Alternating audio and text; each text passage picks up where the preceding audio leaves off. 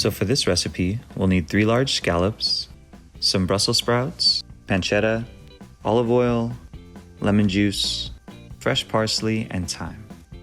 Cut the Brussels in half and pull a few leaves off, toss in olive oil and salt, then roast at 425 degrees Fahrenheit for 15 to 20 minutes.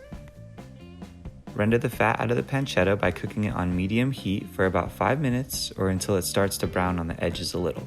Transfer the pancetta into a bowl to make the vinaigrette.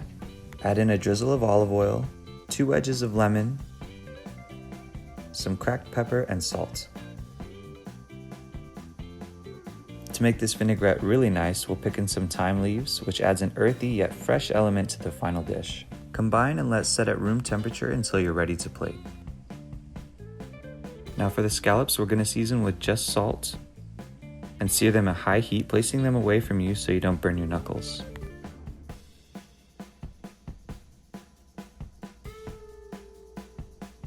Baste with just oil for a moment first, then add in the butter and continue to baste. Notice that I'm keeping the pan tilted off the heat now. This both keeps the scallops from burning on the bottom and keeps the butter coming back to your spoon. Next, flip them over, add a few sprigs of thyme, then baste a bit more. The butter-fried thyme flavor achieved in this step is going to perfectly harmonize with the fresh thyme in our vinaigrette.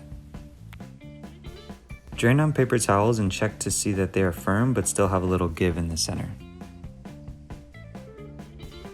For this plate design, we'll arrange our scallops and Brussels all facing the same direction.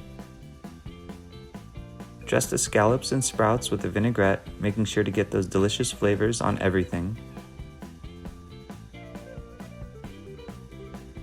Arrange the crunchy leaves wherever you think they look nice, and place a few parsley leaves in the same fashion.